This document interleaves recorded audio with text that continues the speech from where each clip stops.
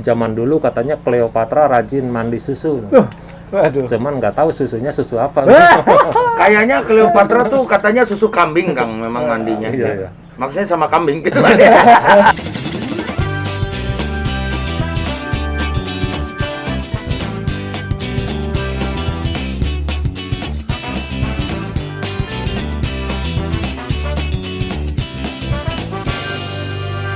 Jumpa lagi di Ibob Sony. Sarjana Peternakan. Kali ini kita ada di apa ya, dia itu sentek lah. Digigit. Lapar. Kurang snack dia. Bob, tapi sebelum lebih lanjut kita sapa dulu teman-teman kita, Bob. Ternyata penonton kita bukan hanya dari Indonesia aja, Son. Oh gitu, dari mana aja? Tapi ada dari Malaysia, South Korea, dari Taiwan. Korea ada, Bob? Ada, Korea Selatan. Opa-opa ternyata ada yang nonton kita juga. Iya. Ya, jadi perlu nanti kita buat edisi khusus bahasa Korea, Bob. Iya. Sarangnya apa, Bob? Tapi teman-teman dari Malaysia sama Taiwan itu banyak ya. Mungkin teman-teman yang berbahasa Indonesia yang mereka bekerja di daerah-daerah tersebut. Oke. Mungkin kalau pulang ke Indonesia bisa mendapatkan ide usaha. Iya, benar. Di desa misalkan kayak gitu juga kan. Benar. Berarti ini channel kita benar-benar menginspirasi hanya untuk orang Indonesia sendiri, tapi orang Indonesia yang bekerja di luar. Iya, kalian komen siapa yang kalian nonton dari luar Indonesia ya. Luar Indonesia. Peternak-peternak mungkin di Malaysia juga kita boleh kerjasama juga ya, Iya, untuk tukar informasi, sharing teknologi, sama-sama lah membangun dunia peternakan di Southeast Asia ini ya. Iya, boleh. Kan sekarang kita berada di peternakan kambing perah. Jadi perlu kita jelaskan sedikit, Bob. Sumber protein hewani, terutama dari susu, tidak hanya dari susu sapi aja, Bob. Ada beberapa ternak yang lain juga, susunya bisa diambil. Contohnya di antara susu sapi. Ini kambing perah, kerbau juga ada, kuda juga ada sih, tapi mungkin produksinya tidak terlalu tinggi lah. Nah, untuk susu kambing perah sendiri, kalau kita bandingkan antara susu sapi yang biasa umum kita konsumsi dengan susu sapi kambing, tidak kalah, Bob, secara kualitas, Bob. Susu sapi kambing? Oh, susu sapi dengan susu kambing. Secara kualitas, secara kandungan. Susu sapi kambing. Sorry, nanti diedit ya. Oke. Secara kandungan gizi juga tidak jauh berbeda. Kita akan ngobrol-ngobrol dengan Pak Ari. Iya, sebagai pemiliknya mengenai bagaimana kita memelihara si kambing ini. Kambing apa ini, Son? Kambing perah Sapera, Bob. Sapera ya? Ya, kalau nggak salah Sapera, tapi nanti untuk informasi lebih lanjut kita tanyakan langsung ke Pak Ari sebagai ownernya di sini, Bob. Sapera itu singkatan Sapering berdua. Nah, sekarang kita sudah sama Kang Ari, pemilik Capri Farm, alumni IPB. IPB. Jangan lupa nonton. Besar ya? Ada yang ngajak ngobrol di belakang. Ini asli, Bob. Asli. Lulusan peternakan, usahanya peternakan, Bob. Iya. Kalau Sony? Lulusan peternakan, tapi belum jadi peternak. Iya. Tapi bermimpi menjadi peternak. Iya. One day, Bob. One day. Oke. Kang Ari, kenapa Kang Ari kan sudah memulai bisnis ini 20 tahun yang lalu ya, Kang ya? Dulu tuh belum umum orang untuk berbicara mengenai susu kambing. Kenapa mulai dari 20 tahun yang lalu memulai bisnis kambing perah, Kang? Jadi sebelumnya selamat datang ya di Capri Farm yang beralamat di Kampung Tanggulun, Desa Cariu, Kabupaten Bogor. Jadi kita usaha kambing perah tuh ya kurang lebih sekitar dari 20 tahun yang lalu. Kenapa usaha kambing perah? Karena di situ ada peluang. Orang-orang pada peternak sapi perah, kita kambing perah. Kambing perah. Kesatu, dalam nilai ekonomis harga susu kambing lebih tinggi. Lebih tinggi ya, Kang ya? Kedua, kandungan nutrisinya lebih tinggi juga dibanding susu ya? sapi. Tidak kalah lah dengan susu sapi ya? Bahkan lebih tinggi. Bahkan lebih tinggi. Berkhasiat ya? Berkhasiat. Dan juga memang susu kambing ini adalah salah satu sunnah Rasul juga ya gitu, Kang ya. Jadi diawali dulu kan belum ada yang tahu, Kang. Iya. Kenapa akhirnya, apakah dulu pas kuliah ada satu mata kuliah yang kambing perah ini kayaknya menarik, atau tahu dari mana, Kang, awalnya dulu? Ya awalnya dulu karena ada pasar. pasarnya walaupun bukan pasar konsumen langsung, tapi ada pasar industri yang mengolah susu kambing menjadi keju. Di daerah Bogor. Ya, daerah Bogor. Ya, tepatnya di Pasar Bolah, Jakarta Timur. Oh, Awal gitu. dari situ. Jadi dari awal kita berdiri, kita belum bisa mengenalkan ke masyarakat mengenai khasiat susu kambing, tapi ada pabrik yang siap menerima dalam jumlah besar. Dalam hitung-hitungan ekonomi, wah ternyata harga sekian dengan biaya kambing sekian, biaya pakan sekian masih ketemu. Jadi kita jalanin itu. Paling enggak pasarnya adalah si pabrik keju itu. Dengan berjalannya waktu, lambat laun, akhirnya kita banyak sosialisasi dari media ya, terutama setelah ada internet kan kita buat website kan, kita sosialisasi bahwa susu kambing ini berkhasiat A, B, C, dan D, terus kita tag link-link yang mengenai penelitian-penelitian dan testimoni yang udah pernah merasakan khasiatnya lah. Lama-lama banyak diliput sama TV. Nah, setelah diliput TV, banyak mungkin orang makin lama makin tahu, makin mengerti dan makin peduli kesehatan. Akhirnya kebutuhannya meningkat. Iya. Dan sampai sekarang ya Kang ya. Iya. Peminat untuk susu kambing sendiri untuk Jabodetabek udah cukup banyak ya Kang. Ya, alhamdulillah. Dengan produksi yang kita ada sekarang, alhamdulillah selalu habis. Selalu habis ya. Habis. Berapa Kang per hari Kang keluar Kang? Sekarang Rata-rata lagi di aja, posisi 100 liter per hari. Per hari ya. 100 literan per hari ya. Dengan harga pasaran Harga resellernya sekitar 25.000 dan harga ecerannya ya 35 sampai 40. Oh iya. Nah, ini termasuk sebuah peluang juga gitu kalau teman-teman misalkan mau memulai ya untuk bisnis kambing perah ini. Awalnya Kang, dulu ketika mendapatkan indukan dari kambing perah ini gimana Kang? Jadi awal mula yang dikenal di Indonesia ini yang bisa diperah itu cuma kambing PE, peranakan etal. Sumbernya tuh di daerah Purworejo, tepatnya di Kali Gesing di perbatasan Kulon Progo sana. Jadi awal mula kita beli kambing PE itu betina 50 ekor. Oh, langsung 50 ekor ya? Iya, Itu sendiri atau partneran atau gimana Kang awalnya? Ya kan dulu kita awalnya belinya sendiri-sendiri, tapi di kala tahun 2000-an itu dulu ada asosiasi gitu. Paguyuban gitu ya? Ada paguyuban kambing perah yang salah satu suplai terbesarnya ya untuk kebutuhan pabrik keju tadi. Jadi Dia nggak punya peternakan dia mandiri sendiri ya? Dia punya. Tapi kebutuhannya kurang. Ternyata setelah diusut punya usut, susu kambing yang dibuat keju itu dia untuk keju jenis feta. Jenis feta ini konsumen terbesarnya orang-orang bule. Oh, ekspor berarti Kang ya? Enggak, pasarnya di Bali. Dan salah satu supermarket yang di Jakarta yang jual produk dari itu di Kemang. Kemcik ya? Iya. Jangan lupa subscribe, like, share, komen channel vlogger peternakan Indonesia. Dari 50 ekor dengan kondisi waktu kita datang sekarang semakin bertambah banyak, berarti menjanjikan Bob. Berarti sangat menjanjikan. Jadi kalau di bisnis peternakan kambing perah ada 3 macam hasil yang bisa kita dapatkan. Salah satunya yang harian ini dari susu. Harian susu. Mingguan bisa dari kotoran. Itu pasarnya di ada ya, sini banyak yang pada bertanam ya.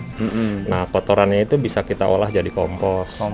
Ada juga yang beli mentah, ada juga yang beli jadi. Nah, yang bulanan kita bisa jual anakan sebagai anak jantan untuk bibit bakalan buat pedaging, buat nanti kurban ya Idul Adha. Terus kalau yang betina buat bibit peternak-peternak yang minat tertarik untuk usaha kambing perah juga. Kadang ada salah satu peternak-peternak pemula tapi modal besar, dengan dia tahu bahwa susu kambing ini ternyata prospek dan di daerahnya belum ada. Mereka banyak pesan bibit dari sini. Yang udah ngambil tuh dari mana Kang? Oh banyak, hampir se-Indonesia udah kita pernah kirim. Oh gitu. Saya pernah kirim kambing ke Makassar, ke Padang, Riau, Jambi, bahkan yang terakhir kemarin ke Kalimantan Timur. Oh gitu. Nah ini perlu disampaikan ini buat teman-teman ya, hampir seluruh Indonesia dari Sabang sampai Merauke.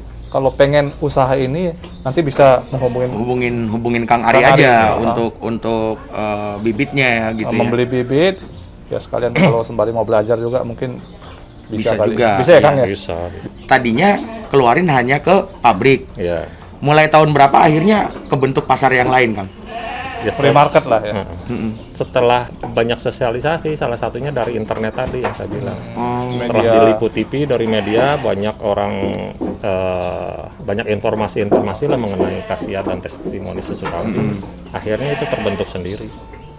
Dan karena kita salah satu pionir ya, secara tidak langsung, alhamdulillah kita menguasai pasar gitu. Top of mind-nya adalah kalau inget kambing perah, pasti ingetnya Kang Ari di sini. Capri gitu Farm. ya.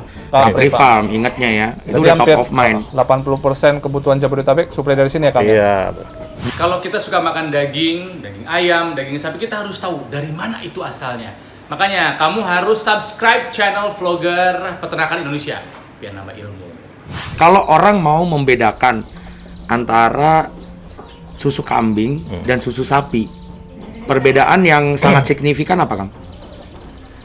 Kalau dalam bentuk susu dengan mata telanjang itu susah. Sulit ya. Sulit. Dalam rasa orang yang pengalaman yang bisa membedakan. Oke. Tapi secara laboratorium susu kambing dan susu sapi udah pasti jelas berbeda. Secara mikroskopik susu kambing itu memiliki butiran lemak yang lebih halus. Lebih halus dia. Kandungan lemaknya lebih tinggi, teksturnya lebih homogen. Jadi nggak perlu lagi dihomogenisasi ya gitu ya. Ya sebenarnya homogenisasi perlu itu untuk meningkatkan umur simpan. Tapi kalau dibandingkan dengan susu sapi, kalau susu sapi kita taruh 1 hari atau 3 atau 6 jam, lapisan lemaknya naik yang tadi Bang Ibu bilang. Betul. Tapi kalau susu kambing naiknya lebih lambat gitu. Oh, gitu ya. Hai Kodesta, jangan lupa subscribe ya dan juga komen di Vlogger Peternakan. Ini adalah produk hasil olahan Dari Capri Farm. dari Capri Farm dengan brand Caprin ya. Caprim. Bisa dijelaskan ini ya Kang ya? Apa aja nih Kang? Jadi kalau yang ini masih original nih, ini susu kambing mentah. Kita lewat proses saring, packing, masuk freezer. Jadi kita kirim ke reseller ini dalam bentuk beku. Kebetulan ini baru perah jadi masih cair. Selain itu kita juga melayani pesanan. Kalau orang minta di botol boleh, mau kasih rasa boleh. Oh gitu. Mau yang difermentasi bentuk yogurt bisa, bentuk kefir pun bisa. Atau mau bikin kejunya juga bisa kalau emang ada permintaan. Oh, bikin kejunya langsung di sini, Kang? Bisa. Oh, iya. Menarik. Jadi keju yang paling gampang ya keju mozzarella. Mozzarella ya. Mozzarella bisa langsung keluar mozzarella dari sini. Bisa. Oh gitu. Nih. Dapatkan nanti produknya di Tokopedia Dim sama Makaro ya. Iya, P-nya bagi ya, Bapak. Oh, gitu Kang. Kalau ini adalah bentuk olahan yogurt atau apa yang ini? Kalau ini susu rasa aja. Susu rasa Kalau aja mau ya. dicoba silakan rasa. Kalau ini yang melon, ini coklat, Saya coklat. ini durian, ini stroberi. Saya coba ini ya guys ya. Coba kira-kira Iya. gimana nih? Kalau Ini saya lebih rasa suka, yang di rumah juga pengen ya. Iya. Pasti pengen mencoba lah. Ini namanya subing. Susu kambing. Punya khasiat tidak kalah dengan susu sapi. Iya. Gurih Enak, Bob. Pokoknya pasti pengen coba. dan nggak terlalu manis, Kang. Kenapa, Kang? Ya sengaja. Ya, kalau soal manis selera lah. Iya. Low laktosa kan. Iya, low lactose. Jadi Tapi ini enak. nggak berasa enak gitu, gurih tapi nggak berasa enak. Iron Man. Rasanya kambing banget. Kambing banget ya. Iya. Kita berbicara khasiatnya, Kang, yang sejauh ini, Kang, yang pernah terjadi, Kang. Testimoninya. Jadi pada umumnya sih udah rahasia umum ya kalau misalkan susu kambing itu banyak dipakai untuk terapi-terapi pengobatan. Salah Iya. satunya kita cantumkan di sini nih. Ini diantaranya TBC, asma, asam urat, balita kurus. Kenapa balita kurus? Karena susu kambing ini secara laboratorium kandungan gizi dan nutrisinya hampir mendekati ASI, air susu Susu ibu ya.